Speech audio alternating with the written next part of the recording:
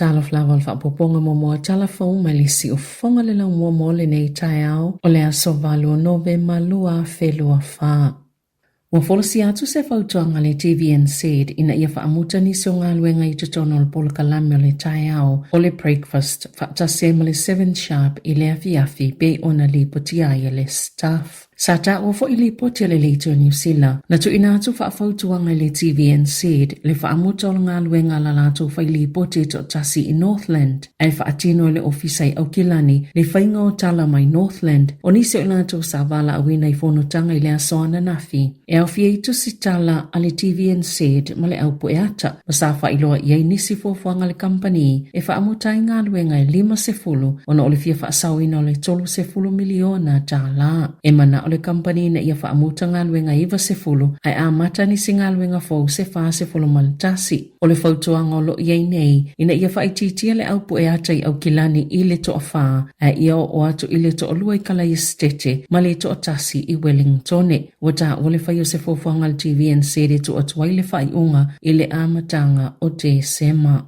Sa wha mai ale malo i le asoana na fiena fofuanga e wha amuta ini ngā luenga se tolu se lau se fulu i le kāinga ora o ngā luenga o loo mata i tuina le una ingo le whaunga o whale mo ainga e mawala lalo tupe maua. Wa atua nei i ele 5 se lau 5 se fulu tasi o ngā luenga o wha malo lo talo mai aparila lua a whelua wha po o le tasi i le toa ono tangata whai ngā luenga i le atunuu. Na wha alia le whailau tusi ala sosio tangata whai ngā luenga le malo i le atunuu. Dwayne Leo o se aso wha anono te le mone i tangata whainga luenga sa wha maoni ma tele o lato wanga waa aile ngata ilea. O se aso whaanono fo i mole nei polo kalame, Sāmoa i whale mō tangata o mo umieni whale nono fuai, ma soi fua malolo ina lelei. O whaita wafe ainga ua mawhai ona no nofo ini whale fō, ona ole manuia o le nei polo kalame la ka ainga ora, ma ua le lopo le ale isi me o le awhai nei. Na ta wai lio, o nisi neo wha mauninga, o le whaanati nati le malo o na whaia ana whai unga, e whaafetau i mo lato whaanaunga, ai le o manatu ia afianga mo i lato, o lo o mo umiaina le fesoa soani. E whaitau se lau whale sa fuafuaina le kainga ora.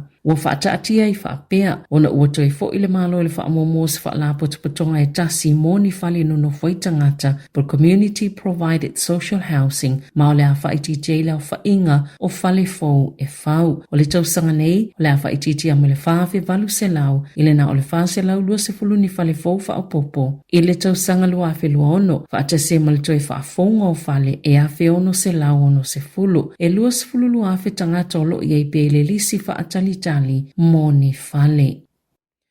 O amata na fesilisili nisi tangata po ani a fianga o New Zealand mai le manu malo Donald Trump. Na ta ua ilato yeito mai ia fo imata upu e yeini e wala manino le ailoa ia a fianga le tamao ainga matupea ainga New Zealand. Sa tala noa Trump ile sitia mawalunga o tiute o oloa e awina atu i tutono Amerika ai mai se lava o oloa saina. E yeile atu ngalunga mo leo whaipisi nisi e whaata watu i whafua lato oloa. Ona o le United States o le atu nuu e lona lua le pito tele o loa New Zealand whaata watu iai ai tūlanga mo mua saina ma ole a fia fo i tangata whaata wa New Zealand. Ile tūlanga na suau o sa ta ualwhaito whaal tamau ainga Ale Westbeck, Kelly Eckhold na whaamanino lawa e Trump lo na whaanaunanga o le a whaititia le lango mo Ukraine mai tautu i titia ile tele o tapu masali United States i a Lucia le olo o a fia ile tūlanga le suau o sa fola fo i Trump ile taimi ua tuana ai le alu esa mai o le United States mai le NATO. Na sauno se tasi o whaito whaal tamau ainga. O le whaalapotupatonga whaatawa inga lanlangi whaapia le NATO. O awanua whaingo fia ia mo New Zealand awa iei whaatalanoanga whaavao malo. A whai ai le langolangoina Amerika ia whaalapotupatonga o le a whainga tā tili ai mo New Zealand. Peitai elena o New Zealand o le alangonaina ia whainga tā.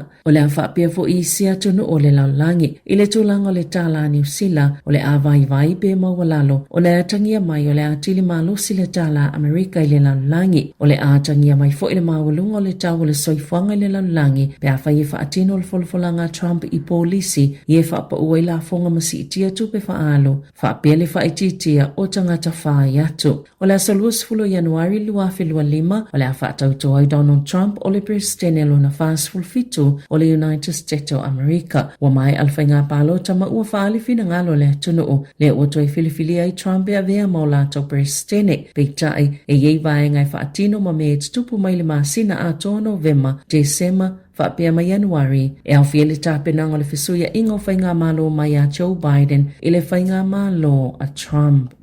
O lo mole mawina i le atunu o le whainga tāte le peao ina sa ili ni palama mō ngā luenga. Pifo ina whaalia Robbie Winterson i le Leitoni o Sila. E ela na company o le Cofox Plumbing and Electrical i Potaruru. Na ia whaalia a tu se whaasala laungo se avano whainga luenga o lana pisinisi i lungo le Seek po le Trade Me. O isi taimi e leima se tangata i talo sanga atu. A o isi taimi na o tangata i matuale ai lava ni tomai i a ngā luenga. E sili atu le titele o tutongi i palama i le au fai elitisi, mai tutu salava le tutongi le tangata ilana pisinisi ma palama i okilani. Peita ai lo whainga tā peona sa ili ni tangata whainga alwenga, peona whaali e Winterson. E mawhai ona amata le palama i le tolu se fulu tā la i le tō la, ai wha se fulu tā la pe ai ai to mai. I se reporti whaalatau sanga le Blamus, Cast Fitters and Drain Layers Board, na whaali ai e se fulu ta siafe, iwa se lau fitu se fulu malwha palama i eila i sene, i le luafe lua tolu luafe lua wha. Na whaalia le Careers New Zealand, o lo o whaisi to o ngao palama i le atunu, mai mawhai e tangata wai eito mai ona tutongi i le silia maleta i lima se fulu tolu tāla i le eito la.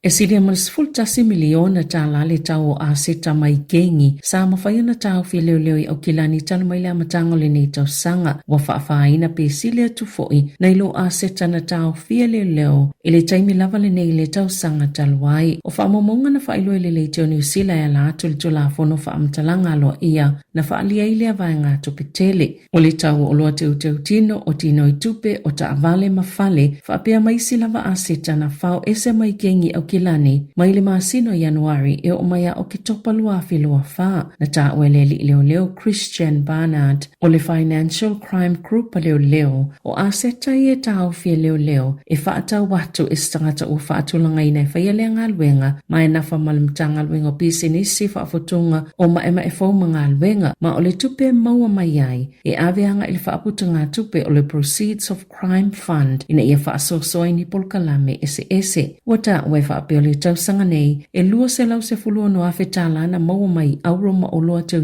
tino, tolu se lau valus fultolu afe, mai ta avale na whaatau watu, ma le lua tesi ma le oiwa wha miliona tāla, o tino i tupe po le cash mai kengi, e valu tesi ma le whalua miliona tāla le tau ni fale se wha, na tau fia e leo, mai le masino Januari e o maya o ke topa lua afe lua wha.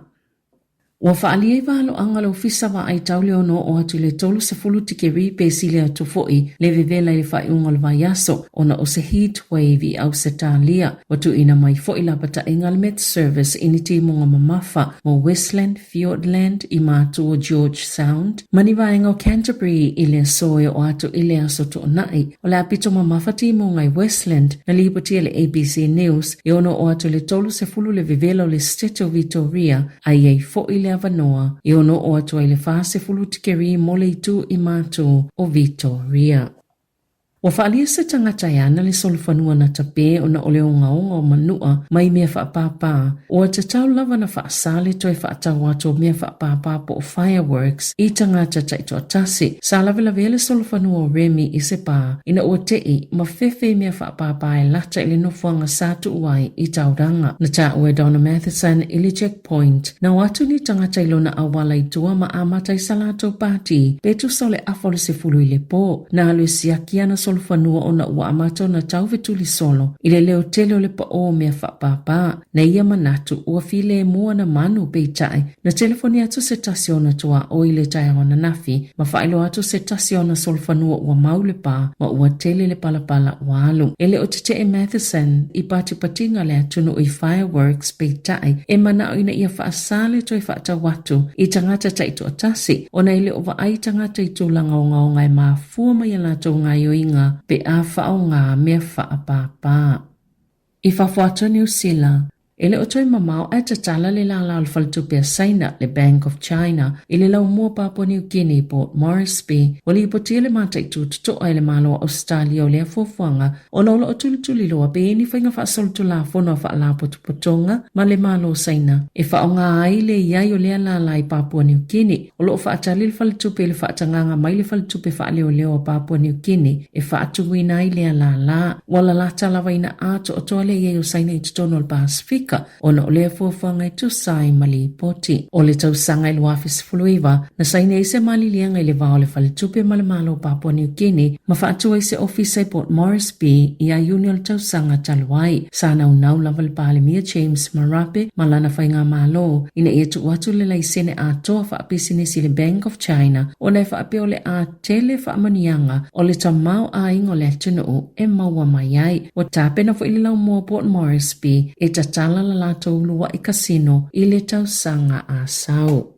I alonga na toi titi lava a mawa a toi le li soko Benjamin Mendy le tupe o na tutongi sa taofi le kalapo e silia ma le 10 miliona pauni po le 2.5 miliona tala New Zealand sa taofi le tupe o na molianga i whaasanga i a Mendy whainga mātanga aina mulimuliani wha lea o ngaina i a molianga sa whaise tangi a Mendy a whaasanga le Manchester City i le tausanga taluai sa le i toi tutongi ina i le kalapo se tupe talu mai se te malua whelua tasi se ia o ina umala na kone karate ia yuni lua filua tolu. Sa finau le li soka mai falani, sa le to sai maltula fono le ave esenga olona tutongi, pe ona iai ilana kone karate, ma sa folfola tu fo ia te ia, e toe tutongi pe ata umamaina o ia molianga. Na ofia to Mendy ile kalapo le Manchester City, ile luafis fulfitu i se tau po se tutongi, e tu samale 5 pauni, po le se lau 13 miliona tala, ma eta iono miliona pauni le totongi i le tausanga.